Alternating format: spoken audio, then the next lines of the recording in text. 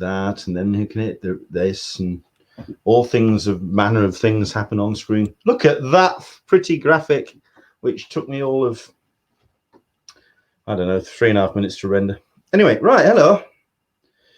All together now. What a difference a day makes. 24 little hours. And this is why I don't do karaoke that often.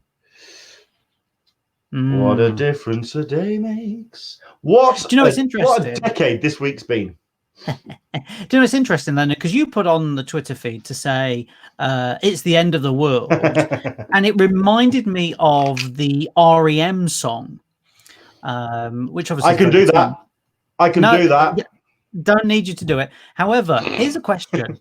Go on. I thought it reminded me of Independence Day, because obviously they use that song at the beginning when the first transmission comes through. But yes, I thought when I saw Independence Day at the cinema the first time, they used Everybody Wants to Rule the World by Tears for Fears. But now I'm thinking maybe they didn't. Yeah, that's what I'm thinking. I thought they used a different piece of music. No. When I went to see it at the cinema, it was REM.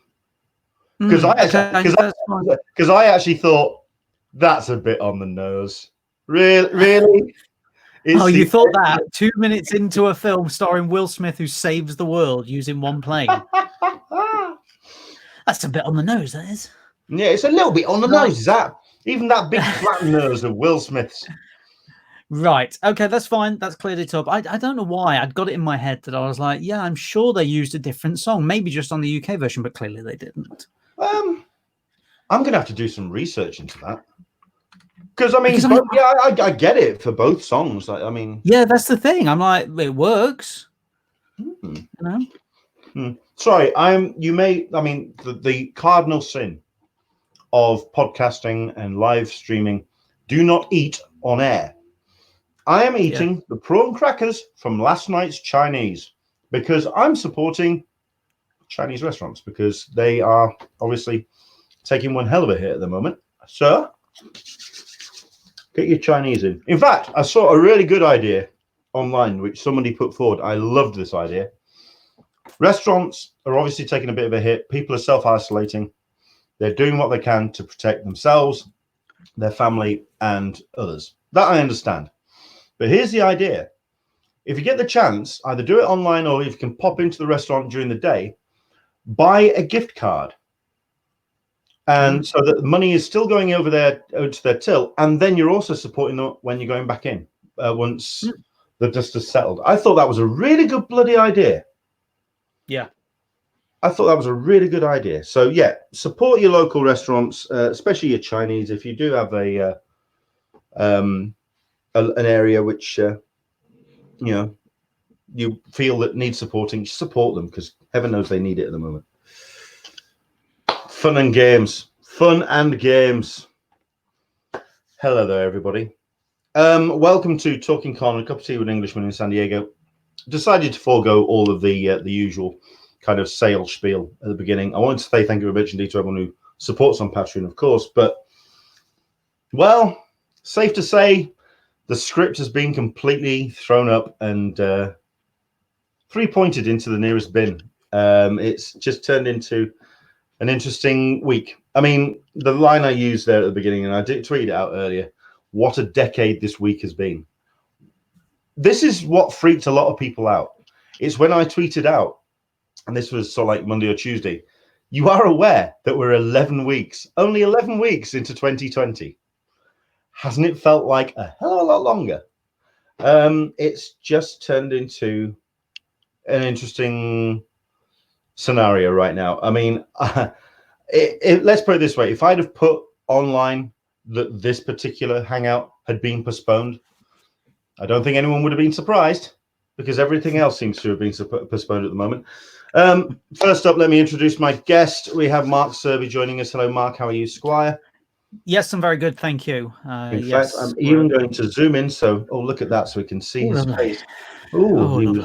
You sexy bugger. Lovely. Sexy, I should address the point that obviously we were talking about before we went live, and Andrew Dickinson has mentioned it in the chat there about might be different for different countries in terms of the song that we were talking about for Independence Day. Yes, that was my thought, is that we got in the UK Tears for Fears and everywhere else got REM, and then on subsequent releases, home end and cinematic releases, everybody got REM or something. I don't know. Listen, I could be completely wrong, but for some reason I thought when I saw Independence Day in 1996 or whatever it was, they played Tears for Fears at the beginning rather than REM. I went to see it at the cinema. It was REM, but that's me. That I don't know. Who knows? But the thing is, there's also a north-south divide as well. You see, listen, I was in the Midlands then. I was in the Midlands, so I was close to you. So, we would have got the same one, maybe. I don't know. Listen, we're talking about a county which didn't show Life of Brian. I mean, I'm dealing with a strange cultural backwater here. So who knows? I don't understand what you can do. Right. So plenty of stuff to talk about today. I don't know if we're going to stretch it to a full hour, because basically the conversation is the world's on fire. Panic, everyone, but don't at the end of the day, because the my sign off last week was a case of we don't know where we are. Let's not panic until we see where we are. We are 7 to 14 days away from seeing the lay of the land. And we are halfway there. So we have yet to see what actually is occurring in terms of how things get affected. What we're going to talk about today are various events that have been cancelled, which of course caught everyone's attention over the last 7 days. Last week we got the word, we knew about Emerald City Comic Con that had cancelled on the Thursday prior to last week's show. Mike Armstrong, who I did reach out to, said that he would get in contact with us and scheduled to come on the show once they'd got new dates arranged. As it happens, they have got new dates scheduled, and we'll get into that in a second. But as you can imagine, they are still picking up the pieces. So bear with us. We'll hopefully get Mike Armstrong on next week to talk about the impact of the decision, how difficult that was, and just generally what their thinking is at Repop. How, as it happens, Repop have had to make decisions not just for the North America shows, but for here in the UK as well. Once again, we'll get into all of that. For yourself, Mark, I mean, just initial impressions about what looks like a scrubbing of the beginning of 2020. Very difficult to know, isn't it? I've been using the term, and so has a lot of people, to be honest, unprecedented territory.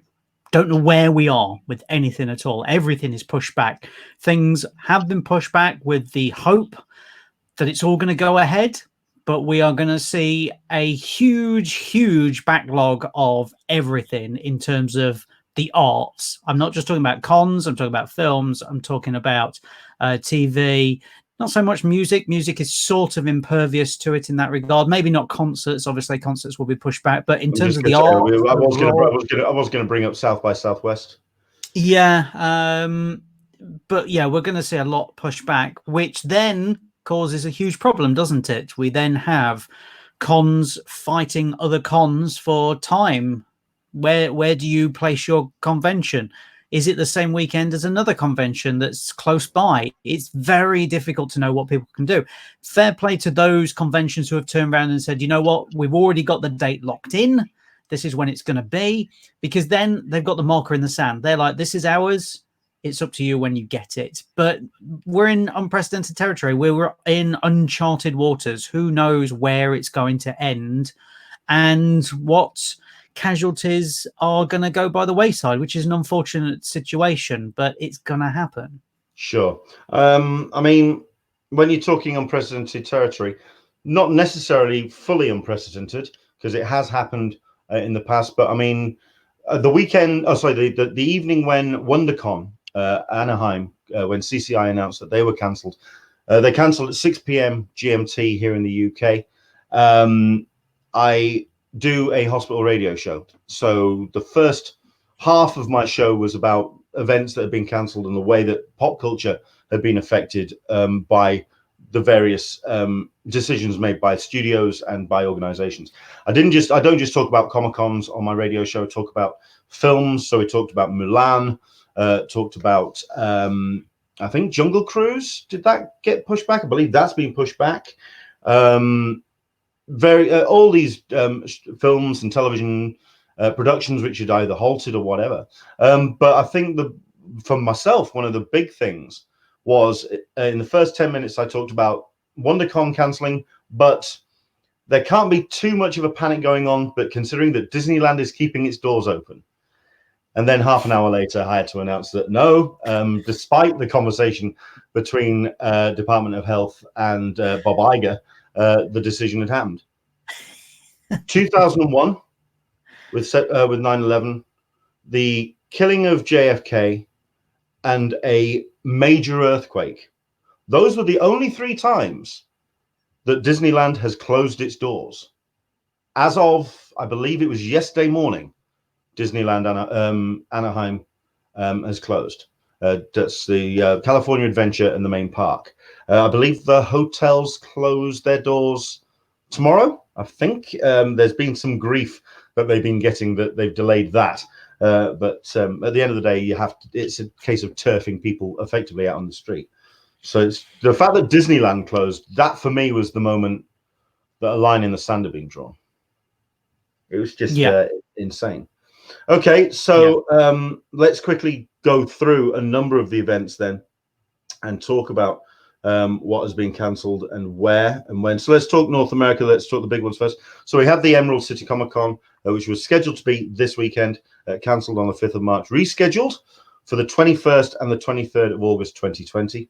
E3 cancelled on the 11th of March. I understand that has not been given a rescheduled date as yet, and people are assuming because of the amount of industry that will be coming from very affected areas such as the Far East and ports of Europe, it's looking like that's going to be more like a 2021 reschedule. Fan Expo in Dallas rescheduled, was originally scheduled for March 27th, 29th. So not next weekend, weekend after. That I understand is now being, is it? No? Yeah, the weekend after. That hasn't got a rescheduled date as yet. Connecticut, which was scheduled for April 3rd and 5th, that's now been cancelled as of 2 days ago. Collexicon, Monster Mania Con, Tribeca. I know there was the con that you wrote for the convention, for the con collective. The movie MobCon. If you could quickly talk about that. So yeah, I mean, they were going to be April in Atlantic City, movie MobCon, and I noticed that there was a note gone up to say that much like everybody else, they've now had to postpone it. I don't know if they announced a date or not. I haven't spoken to my contact there at all because I imagine they're trying to pick up the pieces very quickly on it. But you know, it's going back to that. We have to wait and see. These are being run by professionals, but we're all in a holding pattern, shall we say. We're all waiting for some sort of guidance, and then we can try and get back to some sort of normality. Sure. I think the 2 issues, or when it comes to North America and to the UK, it's the differences of approaches to Corona and how it's going to affect not just the next couple of months, but further on into the year. In North America, it does appear that it's just more a case of a lack of resources, a certain amount of neglect when it comes to the GOP in terms of actually containing this sooner enough. I understand that the stats for New York are particularly alarming. It's just the way that it seems to be a case of mismanagement. Whereas here in the UK, it does seem to be a case of there's an actual deliberate plan, but that plan may be not exactly as thought forward as initially accepted. Considering that I believe that we're here, the Conservative government here in the UK and Boris Johnson is aiming more for a herd mentality approach. The idea being that basically let everyone catch it, and use that herd immunity to ride out the immunization as a herd. That I understand is the approach here in the UK. However, apparently due to advice from various quarters, that may be reassessed in the next couple of days. I understand we're looking at crowd cancellations the next couple of days, self-immunization enforced by law. And the scariest one I saw or heard today, the request for the powers by the police to arrest anybody that has been tested that refuses to go into self-isolation, which just is when we get into some real V for Vendetta kind of landscape, and yeah, real doom and gloom. Let's talk about how things could work in a positive manner. Let's work at rescheduling. WonderCon obviously was the big news last Thursday with the cancellation of that particular show. They have presented new dates for that particular event, and it's going to take place, I believe. Oh, no, sorry, I tell a lie. WonderCon has not given dates yet, I believe. If anybody has heard any different, please let me know. But I put a tweet out and basically stated when we could be seeing these cons be rescheduled later on in the year. Basically, they felt that perhaps summer was going to be too crowded and they didn't want to intrude on San Diego Comic-Con if that show went ahead, at which point you're looking at October, November, and the back end of the year. And it looks like we could be seeing a lot of these major shows being shifted into the back quarter. Could that really make that part of the calendar incredibly crowded? Mark, thoughts? Do you know, it's interesting you say that, because here in the UK, we have a lot of conventions that run into the autumn and some into December. You know, I think about Wales Comic Con, that was December last year. So for the UK, they run two a year. I mean, they do, yeah, but it felt like the one in December was the end of the convention season all of a sudden. So for conventions to shift backwards, certainly here in the UK, I don't think it's that big of a change, because it's already been happening. There's certainly conventions running all the way through up until what felt like December. In the US, I'm not sure. You know, how does it work with conventions in the fall, especially when you're, you know, in a state that is all of a sudden experiencing very sharp declining weather? Sure. You know, what happens there? I mean, I think the big one in that regard, Wales Comic Con, the Telfer takeover, like you mentioned, that was postponed a couple of days ago with new dates announced almost instantaneously. So this is something they have been planning for, seeing the events and the kind of like what's coming down the line and having to make the decision. And they postponed until the 22nd and 23rd of August of this year, which takes you into Thought Bubble territory, talks the back end for the possible MCM London show, but in that back quarter. What I found really interesting about all of the shows that have rescheduled, the three I'm going to talk about, MCM Birmingham, which was due to be next weekend, MCon, which was due to be the 2nd and 3rd of May, and then, of course, Wales Comic Con. They've announced that all of the guests that they had lined up for these shows are going to be lined up for the rescheduled shows. So it shows a great deal of faith in the talent in the shows. I thought that bolstered some confidence. I was moved by that.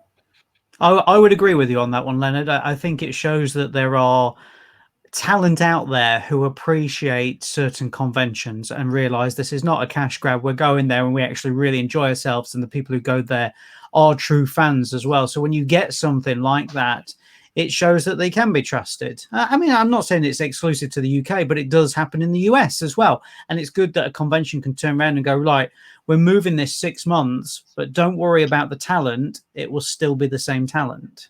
Sure. I'm curious to see how MCon is going to work. I'll take that comment off. We'll come back to that, Solicitor of Smeg. MCon, like I say, was scheduled for the 2nd or 3rd of May, postponed a couple of days ago, and rescheduled for July 18th and 19th. Isn't it me, or is that proving to be a rather busy weekend? London Film and Comic Con has already announced that they're still going ahead by all accounts. And of course, you do have San Diego Comic Con that weekend as well.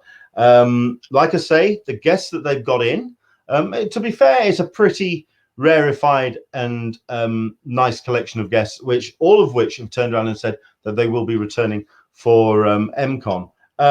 Jason Mewes, well, there's time yet. We'll see how that goes, considering that I'm certain Kevin would like his chat buddy on the boat at some point in San Diego.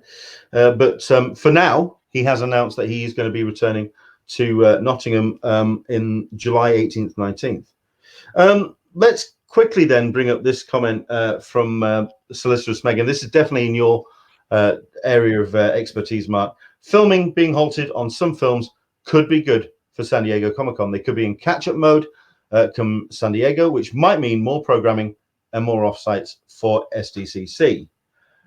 Yeah, I got a lot of comments about San Diego Comic-Con unlikely to move, purely because at the back end of the year, no shows are going to be produced, and there's going to be the dearth of content to actually do anything. But everything's been moved back. Everything's been moved back. So if San Diego Comic-Con moves, so is everything else. The productions are being moved. This could be a really massive shift in the way that we see the calendar, considering the upfronts have been cancelled for about, I believe it's NBC. There's a couple of them that sort of cancelled their upfronts. That's huge, because that's basically their plans for the rest of the year.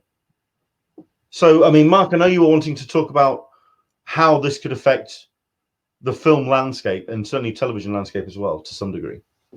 I mean, I'll tie it into actually that question and answer that slightly. Is that, as we know, the weekend of San Diego Comic-Con, you have Maverick being released in cinemas, and you also have Tenon being released in cinemas. So 2 big films already. So, you know, they could have a presence at San Diego Comic-Con. However, with the 9 so far, films that have been pushed back, one film already has a new date, and that is the same weekend as Tenon and as Maverick, and it could mean it has a program or something at San Diego Comic-Con, and I know people are excited for this. It is Peter Rabbit 2. I think people are excited for that. I really do. You know, You said it with a straight face, man. You said it with a straight face. Yeah, I mean, look, it's no Paddington 2, all right? It's no Paddington 2. Paddington 2 is The Godfather Part 2. It really is. And Peter Rabbit 2 has James Corden in it, so it can't be. But yeah, exactly. Don't say that word. We don't mention his name. It's like Candyman. You just stop it. I've got it. But, you know, it does tie into that, in that all of a sudden, and Andrew Dickinson posted this earlier on in the chat to say we're going to have a very crowded film marketplace towards the end of the year. And we really are, because, you know, granted, Fast and Furious 9 has been pushed back a year, which is the shuffle on from other films being moved from Universal. But now we're going to see a summer that is already, summer's not really that jam-packed with blockbusters. It feels like blockbusters are every 3 weeks at the moment for this year, and that is mainly to do with sports rather than anything else. So you're going to have the big tentpole blockbusters happening in August and probably into September. That's the normal way it works. But now with the shift, you're going to start seeing some of these big films move in, like Bond, which has moved to November. We're going to see some of these films move into October, November. All of a sudden, they're now encroaching onto awards and film festival season. And what you're going to have is you're going to have films that were going to make a big splash. You know, regardless of what you think about Peter Rabbit 2, the first one made a load of money, and that's why we have a second. And it was going to make a load of money again, this part 2. There's no two ways about it. But them shifting it to July, it's now... It's sort of not, it's not going to be buried, but it's not going to take anywhere near as much. And we're going to see quite a few casualties, I think, because of this. And it's going to come out and people are going to go, how did that not make any money? And you go, well, it shifted. It got moved. This was the thing. You know, I think about films like Mulan, which I'm so looking forward to. Really excited. A fellow film critic of mine was at the European premiere on Wednesday. And while she was at the premiere, they cancelled it. They basically turned around and said, we're not releasing it. So she got to see the film. All of us were going to see it the week later. But now we have no release date for it. And everybody's got to sit on the reviews. So we're all waiting. So now everything is shifting. So we've seen, you know, loads and loads of stuff move. I really think the next one that's going to move is Black Widow. I can't see them releasing it in May. I just don't see it happening. So then you're going to have a Disney slate. And I'm talking about Disney. I'm not talking about the films that they inherited from Fox. A Disney slate that is very crowded in a very small amount of time, because Disney's slate, their own slate, is very sparse this year. You look at it and they've got loads of films, but most of it is the hangover from Fox. But their own slate is very small this year. And all of a sudden it's become very crowded. And I'm not sure how that's going to work for them already in a year where they have no Star Wars at all. The Marvel films that are coming out are sort of, they're not tracking as big as previous Marvel films either. So they're relying on, ultimately they're relying on, I think, Pixar and the animated departments. And now we're going to have some sort of weird crush where we have maybe Mulan and Black Widow within 6 to 8 weeks of each other, which is unheard of, really. Well, I mean, the next thing I was going to bring up, well, there's two. Remind me to come back to Fast and Furious. But the next thing I was going to bring up was, in fact, the Marvel Cinematic Universe. Because, yes, Black Widow, it is looking increasingly likely that that is going to get pushed back.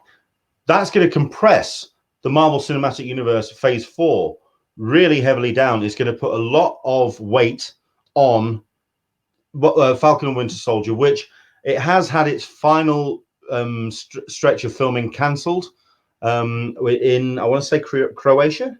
Yes. Yeah. So that while that has been, apparently the filming's still going ahead, it's been moved to a different location, but it has been taken out of the Croatia location. But the way that they needed Phase 4 to work, because it not only is the jumping off point for the remainder of the cinematic universe and upcoming the rest of the films, but also it's a real selling point for Disney Plus. When you do have things like WandaVision and you've got Loki and all of these shows, the production for Loki is being postponed. I understand WandaVision is effectively done. But it's more post-production on that one, by all accounts. So it's just that compressing of the timetable. And like you say, it is going to really affect how films market and get sold in the back quarter and back to, the back half of the year. And also, like you say, how it then impacts into award season, because at the end of the day, as we've seen in recent years, it's films released now which get the attention, that get the long germinating. That's not even a word. The long God, I'm even trying to run long it. Tail. I tried running it. Long tail. We'll go with that. Okay. It's been a week. Where the rollover of attention continues to barrel on until the award season, and then the films released October, November, December, they're the ones that get buried because they're just not out long enough to get the attention for the award season. But this year, everything just gets dumped now in the back half. I mean, prime example of that. Oh, sorry, carry on, Leonard. We'll come back to it. It's fine. Carry on. Sure. But Andrew Dickinson, problem with the MCU, you need to show it in order, so you might have a release every month. This is very true. Germation. Yes. No, that's not even a word. So there we go. It's just... So, you know, it's interesting with Andrew Dickinson bringing up MCU there. Let's talk New Mutants.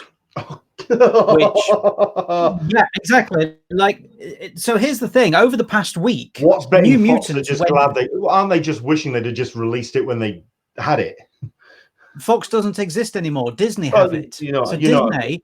The release schedule for New Mutants here in the UK was originally last year, and then they said no, we've got to go and do some reshoots, so it was put on hiatus.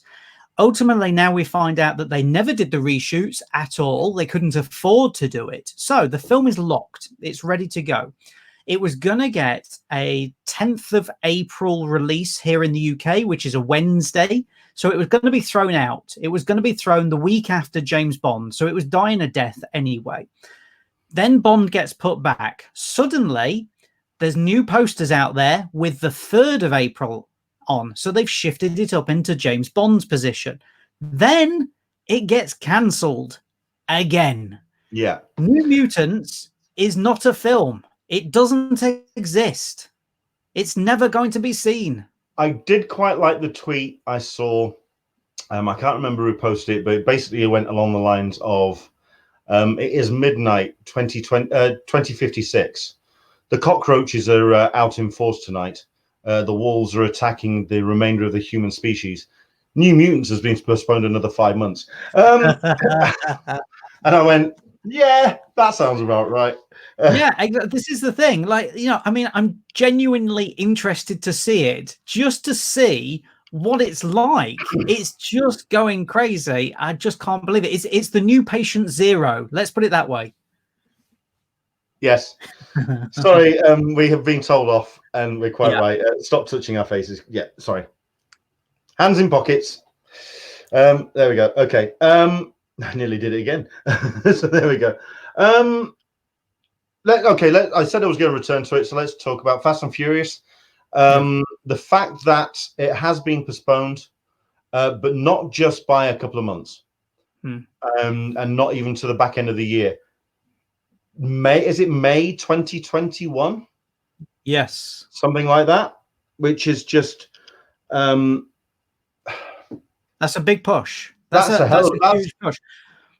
But is that going to allow them to tweak the film, or is this something is this a film that is effectively done, which by all accounts it was? It's now just in post-production. Is it literally just going to sit on a shelf?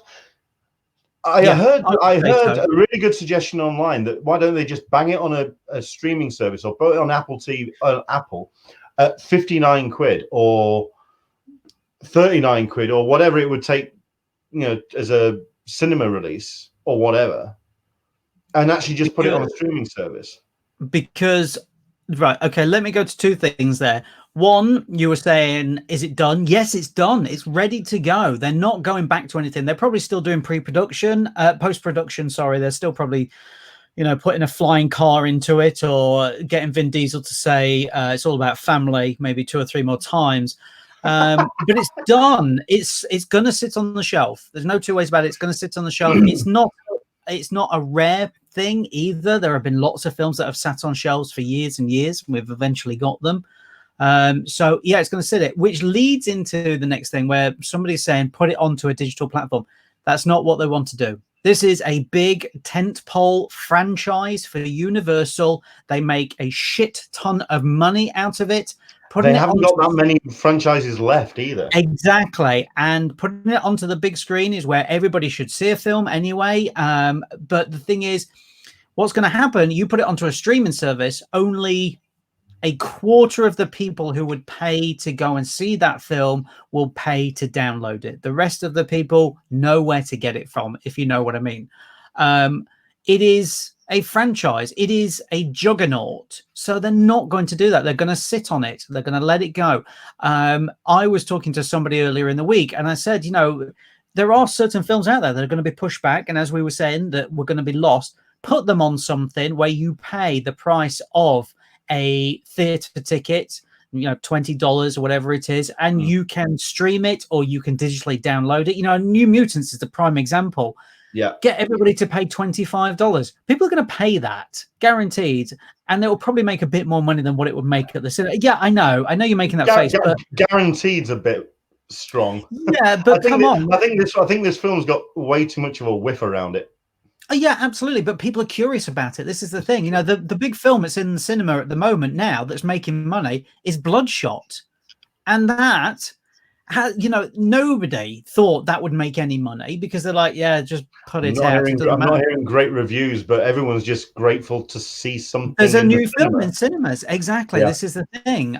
So, yeah, I mean, if you remember, a couple of years ago, Sean, who's the guy who started Napster? Sean Parker? Palmer. Yeah, no, I know you mean. I know you mean. Okay, so, yeah. So he was developing this Justin set-top Timberlake. box. Yeah, he was developing this set-top box that would go into your home, and you would pay $50 for a new release on day of release in cinema. Okay. Now, obviously, the entire industry kicked back. Sean Parker, thank you very much, Danbury. Kicked back and said, no, we're not doing that. No, because cinemas are going to lose out and everything else like that. However, there were certain people in the industry who were very vocal in saying this is probably a good idea. Steven Spielberg was one of them. And obviously, Spielberg is now working for Apple TV. And what we found over the past, 18 months is that films in cinemas for 3 weeks, 4 weeks, and then on streaming services still do very well at the box office. You know, I think about The Irishman. I think about Marriage Story. These films did very, very well because people wanted to see them on the big screen. So something like what Sean Parker is doing would actually come into effect now. I mean, if I was him, I'd be singing it from the rafters. Look, here's this box. You pay $50. And I know people are going to say $50 is a lot of money. But if you think about it as 2 adults and 2 children, that's the average people going to the cinema. You know, they're the average means. So it's not that huge. And people would pay $50 to see James Bond on day and date release in your own home. You could pause it. You can't download it. Once you've watched it, it goes.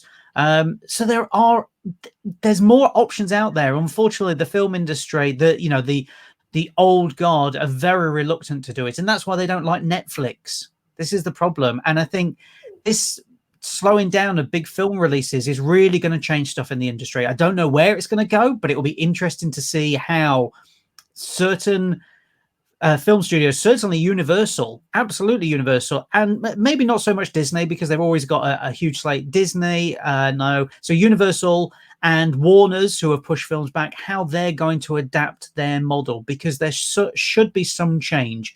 And maybe internal discussions are, well, look what Netflix have done. They made a lot of money with certain films. You know, Dolomite Is My Name made a good chunk of money at cinema, and then it went to Netflix and more people saw it. So I wonder if this is now changing a few people's minds. Uncut Gems. Yeah, absolutely. I totally agree. Yeah. We were talking a couple of days ago about this conversation we're going to have now, and also just the general landscape and how things were going. At which point you brought up Disney Plus and your confusion as to why Disney hasn't just gone, sod this, we're launching now. We're launching right now. Forget 25th, which is 10 days away. We're launching right now. And at first, I was a bit skeptical because at the end of the day, they still have contracts that they have with the likes of Sky for a number of the content. But they have so much original content available now on the platform that they do have effectively a captive audience that is staying in, that is desperate to see something. And yeah, if they just dropped, certainly here in the UK, if they did just drop Disney Plus, I mean, I heard some really stupid stuff over the course of the weekend. Well, The Mandalorian 2 effectively has been shot already. Drop it now. What the bloody hell? Go away with your bad self. Just silly stuff. But I think that's where we are at the moment. We're in silly land. We're in the upside down, man. It really is. We're in that kind of place. Ian O'Hara, has Black Widow moved release dates? As of yet, no. It's still scheduled. I mean, admittedly, if you really want a lot of fun, go to the Black Widow Twitter account and see whenever they post their 46 days to go, 44 days to go, which I think we're up to 43 days at the moment. And then have a look at the comments, which basically go along. Really? Are you absolutely sure about that? Really? It's just such a really odd state of the case. Solicitor of Smeg, why did Frozen 2 get released early on Disney? This is it. This is exactly why. I've got the answer. I know that. people are staying in. They need something to see. You've got a captive audience. You've got your kids, which are at this point bouncing off the goddamn walls with the schools closed. Give them Frozen 2. Yeah. There's your downloads right there. You've got your captive audience. And also, it's a bloody good film. Why not get it out there early? You know, they've done it with Star Wars as well, haven't they? Star Wars appeared a couple of days earlier on digital downloads. Yeah. You know, I go back to, what is it? Probably 4 years ago now when I first got Netflix. And that came about because between Christmas and New Year, there was nothing on at all. And all of a sudden, everybody was talking about Making a Murderer, the first season. Everybody was talking about it. And I was like, yeah, maybe I'll check it out. And then all of a sudden, I watched 7 episodes back to back in one day because it was so addictive. But it worked. Nobody had anything to do between Christmas and New Year. Drop stuff. This is the same situation. People are sat there waiting. Now, granted, it actually helps because, you know, a lot of us have got stuff backed up on our planners and on our Netflix and everything else like that. So we can finally catch up with stuff. But at the same time, you're sort of like, well, I haven't watched it yet. I'll wait a bit longer. It's fine. Yeah, there should be something. But going back to your Disney Plus in the UK thing, Leonard, yeah, they can't do it any sooner because of contracts with Sky, basically, which I found out after we'd spoken about. Sure.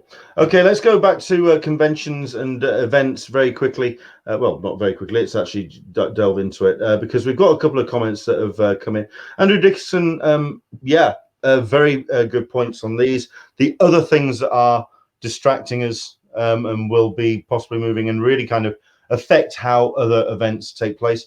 You do have the Euros and the Olympics that we're going to occupy June, August. Might be very boring. People are talking about the postponing of Euros. Olympics, I can suspect, is a given, considering where it's going to be held. I mean, the country is rebuilding itself at this point. It's in a real state of flux. So how on earth they can even put the Olympics on, I just can't see. Even when Donald Trump then tweets out, I've just had a phone call with the Japanese Prime Minister, talking to him about his stadium. Great stadium, Pillock. Yeah. Also, just to mention there as well, Andrew Dickinson talking about the Euros. The Euros this year are all over Europe. Normally they're in 1 or 2 countries. This year they're all over. Personally, from a huge football fan, I think they will be cancelled because currently the football season here in the UK has been put on hiatus. I think that's going to push everything back. Leeds got promoted and they didn't have to do anything. Yeah. How did that work? Yeah. So, you know, there's a lot of that. And as this is going back to what I was saying about films, is that the film releases in the summer are very far apart, the tentpoles, because putting big films up against big sporting events does not work. So if you look at the film releases in the UK, it's 1 week, 1 big film. Next week, nothing too big. Next week, 1 big film. The following week, nothing. The next week, 2 big films. So now we've got a knock-on effect for a 3rd thing, really, because the Euros are pushing it, the films are already being pushed, and now the conventions are being pushed as well. Yeah. Speaking of which, just talking about content at shows from Sarita P. Will the studio want to attend San Diego Comic-Con knowing production is being backlogged and not knowing when it will restart? I actually think the big conventions, I think this could really, I don't want to sound craven about this. I want to word this right. I think they'll want to go to the conventions more off the back of this because they are going to need to reassure everyone that as a company, as a production, as an effort, that they have got a handle on this, that it's not just all up in the air.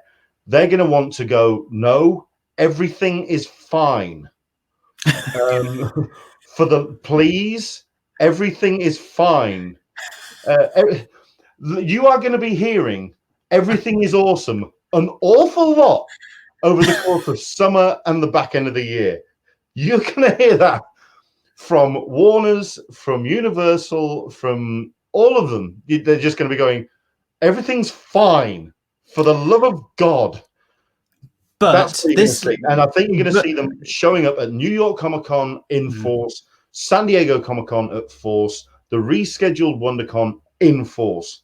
That's what I think you're going to see. But this goes into what you were talking about with Fast and Furious 9, Leonard, is that we're going to have things that are sat on the shelf longer now. I mean, I've been to San Diego Comic Con and seen a pilot episode of a TV show that's been shot, and then they don't air that TV show for 9 months. So there's going to be things there that will be ready to go, and they'll have panels there because all of a sudden there's gaps, and they're like, you know what, let's just get the whole of the Fast and the Furious team down to plug it even more, because they need to keep that word going. They need to keep it bubbling along until May 2021, because ultimately they've shown virtually all of their deck of cards. You've got the posters, you've got the trailers. It was coming very, very soon. Short of seeing the actual film, there's nothing else. You know, case in point, James Bond, got the trailers, got the posters. They released the song. They've got a #1 single, which everyone's going to be bored shitless of.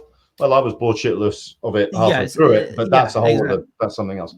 So what do you do now? So basically they have to keep this energy going. So with something like that, and with some of the TV shows that are already filmed, they've got to keep that energy going. So it's going to be interesting to see it. Can you just... go on. No, go on. No, it's fine. Do that one. But there's a question from Andrew English there, which I think is a very important question. Thank you, Andrew, for asking that. Which was? Eurovision. Right. They have been posting the songs on YouTube, and I can't remember where it's from. It's either Netherlands or Finland, but it slaps hard. It's a wow. Yeah. Would we miss Eurovision? We would always miss Eurovision. Yeah. Eurovision's an island of its own. It's just, okay. A whole other question. Right. So there was that question. Where on earth did I find that? Oh, here we go. Solicitor's Meg. And this is not just about film content or television content or studios, but also just generally the content that we see at conventions. And it does kind of it raises a great question with those cons backlogging at the back end of the year, with a lot of big cons concentrated. Will talent have to make hard decisions? Like if Emerald City Comic Con ends up being close to San Diego, will Funko have to choose one? We kind of, I would like to go back to 2018, because we kind of had this when we had, is it 2018 or 17? D23, when it was like the week before San Diego Comic Con. At the end of the day, San Diego Comic Con, that's a huge engine of Funko. It's just this massive booth, massive setup. The weekend before, they had a big presence and setup at D23. They had the big stands. They had staff that were there. That Sully was wandering around, bouncing around like a good one, and having a great time seeing all the Disney stuff, because he's a Disney guy. I think they have shown this weekend with their virtual con, and they put that together at a very, very short notice. I think Funko is one of the most adaptable companies out there. And I think there's a lot of other companies that have shown since the cancellation of Emerald City that they can move at the speed of lightning. When it comes to galvanizing their force, they just get them in a room, spitball some ideas. Funko already had a streaming setup ready to go. They have the studio, they were ready to go. All they had to do is just hit stream. And they basically have done a virtual Emerald City. They have, I guarantee, probably sold more of their stock that they would have been selling on the stand at Emerald City than they would have done by actually appearing there. Oh, Mark is frozen. I'd have to agree with you. There you go. You froze in a very strange kind of blurred. It was, yeah, it was No, I would agree with you on that one. I do feel like Funko are very proactive in things like this, and there's a couple of other vendors that are very quick, proactive in that. Considering that Funko are this huge business, for them to be able to turn around at the speed of light is very impressive. And I think that this whole situation, you're going to see the companies that can adapt rapidly to this situation. Yeah. I think you're going to see an awful lot. Dan Berry is reminding us San Diego Comic-Con 4 weeks before Emerald City. Emerald City is 1 week before Star Wars Celebration. Whether we'll see Star Wars Celebration is another question. But that's like you say, we're up in the air. We have no idea where we are at this point. So basically, going by that schedule, what I was saying was going by that schedule, that's 6 weeks with 3 big conventions in it. And you have to choose if you can afford to do all of them or just one. Yeah. Someone mentioned about WonderCon going up against, because they were looking at the way that the schedule opened up. Am I saying that right way? Schedule, which is the UK way? Schedule or schedule? Anyway, I always get confused by that one. There's that they were looking at the availability of the convention center in Seattle, and it worked out that the only available weekend would have been, or will have been, the weekend against New York Comic Con. At which point everyone kind of freaked out a little bit and went, hang on a second, that's choosing between 2 very big conventions. At which point I went, yeah, one on the East Coast and one on the West Coast. Pick one. You know what I mean? You've got a globe. You work it out. I think that sense of distance gives Emerald City a buffer. If it was located within 500-600 miles, then you'd have an issue, but it's not. It's something else. So there we go. Right. Is there anything else that we want to really kind of get into? Because I think, like you say, it is a case of just waiting now. We are in such a limbo. It's going to prove we've shown over the course of the conversation we've had over the last 45 minutes that it's difficult to work out where everything's going to happen, because whatever plans that anyone has got, whatever schedules, whatever kind of this is the decision we've made, we've moved it to this. All of that is now reliant on how our governments and overlords get their head out of their arse and help us. And that's where we are at the moment. It's just, we're in such a state of flux, and that's a really tough place to be. Not only for us as fans, but also for these convention organizers. I wouldn't want to wish to be in their position for all the money. I just don't know what on earth. I mean, like I say, we're hoping to get Mike Armstrong on tomorrow. Next week. Sorry. I believe I think I did a live stream over the course of this week, and I mentioned that Eddie Ibrahim is the director, one of the director of programs at CCI. He is a honorary member of the UK attendees group on Facebook for San Diego Comic-Con. We talked about WonderCon. We expressed our condolences to the team for all of their hard work and effort. And Eddie just kind of like jumped in and said, thank you very much indeed for the kind words. We're just picking up the pieces here. That's a hell of a situation to be in.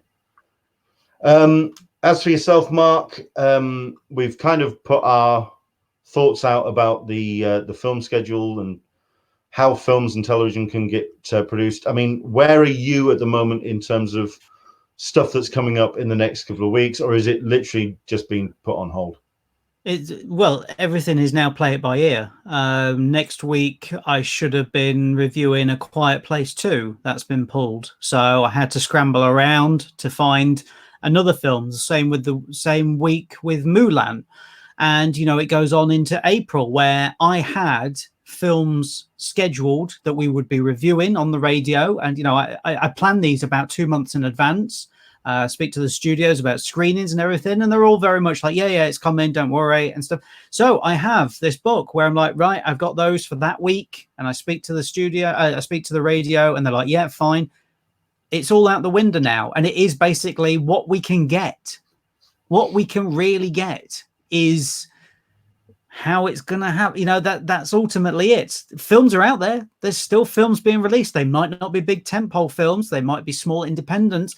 And to be honest, those are the films that need the press at this time. They're the ones that need the money for people to see. Yeah, they need the support. They need people to download them as well. So I'm still going to be out there reviewing films. They might be films that nobody's ever heard of, but I hope people take the chances, because now when we're trying to find something and there's nothing there, and all of a sudden you go, what's this film? I have no idea what this film is. One of us might have reviewed it, and it might be a good review, and you might take a chance on it. So, I'm still going to be out there, but it really is.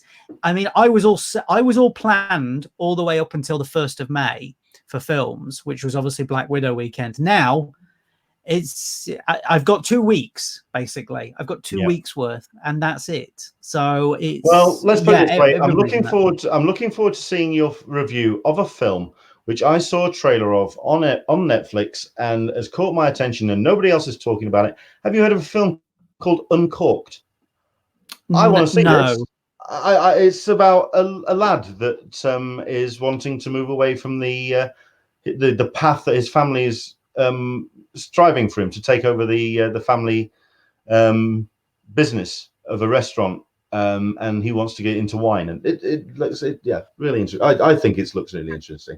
But there you go. I mean, it's just this content that's going to come up, and so I think that's the thing. Content is going to come up and surprise you now. Andrew English, I was lucky to attend 2 cons this year before the everything hit the fan. Right, I'm going to do 2 comments, both of which are rather sobering, but let's just do it. Number 1, Andrew English, what about the small enterprises that rely on con customers? We're seeing a lot of virtual cons. Certainly there was a number of things that happened this weekend in the place of Emerald City Comic Con, and I said this last week. If you are a fan of an artist online, if you spot something and scroll by it and you quite like the look of it, go to find their Patreon, go and find their crowdfunding, and just throw a couple of dollars into the pot, because at the end of the day, a convention not running, and this whole period of time when people have invested effort in hotels, flights, into stock, this could bankrupt an artist. This could bankrupt a small publisher. Support them. Buy their books. Buy their artwork. Order a commission. Just do what you can. That was one that kind of I spotted last week. But that, Andrew English, it's a good point. But here we go. Here's the one. So how many con organizers go bust this year?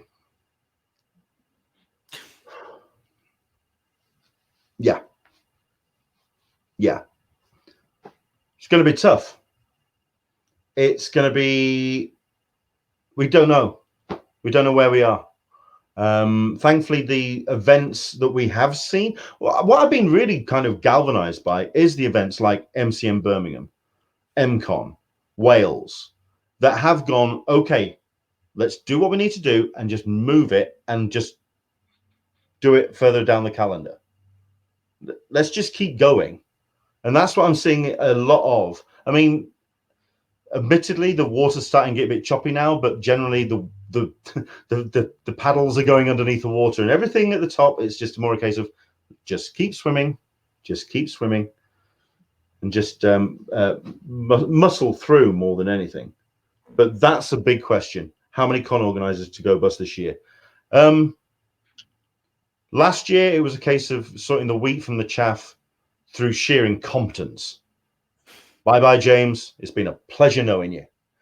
Now it's just a case of fate and destiny having a nasty way of organizing. Dan Berry was lucky enough to spot a number of, or go to a number of things before things went south.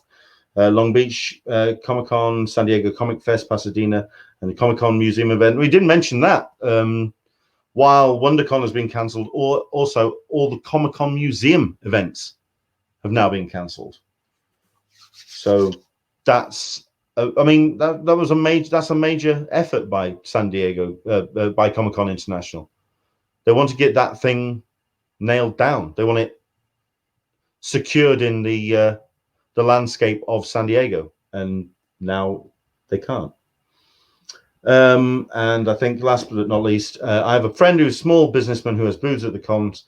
He's having to rethink everything for the remainder of the year. And that's Michael P. Thank you very much, Steve, for your comment. That sums it up. Yeah, absolutely. It's tough. How we can wrap this up in an optimistic fashion, we can't yet. Until we see where the lay of the land is and where the dust settles. All we can do as con attendees and fans of pop culture, support, do likes, shares, spread the word about something that you like the look of. Westworld starts tonight. I'm going to be sharing that like nobody's business, because go Westworld. I'm going to be supporting it. And that's what I think we should all do. Find those things that we like and love. Artists, publishers, books, comics. Like it, share it, spread the word. And let's show support for these things. We can't just crawl into a fetal position and wait. Let's support these things. Anything you want to add, Mark? Not really. What more can you say? It is a wait and see game. Yeah. I think from the pair of us, all we can say is do whatever you need to keep yourself, your family, and your friends safe. If you can stay indoors, do it. Don't hoard toilet paper, you goddamn morons. Why? Corona doesn't make you shit yourself. I don't get it. And last but not least, wash your damn hands. I think that's really as far as we can go. There is a stream that went live last night, which was the San Diego Comic-Con unofficial blog. That went live like very early in the morning for me. I didn't get the chance to watch it, so I'm going to go and watch that now. They really did go into some real metrics by all accounts. So I'm going to go watch that, and I advise you to as well. Support them, support us, and basically do what you can to support each other. I think that's as good as we get. Right then, let's have a look at this. Andrew English, I'm going to get Disney Plus before it goes up £10. Good move, because it's 49 quid at the moment. So yeah, and if you had top cash back 3 days ago, yeah, I'm sure Mark is thrilled about that. Yeah, so there we go. Right, take care. Look after yourself. Thank you very much indeed for joining us. Mark, where can people find you online and what you get up to?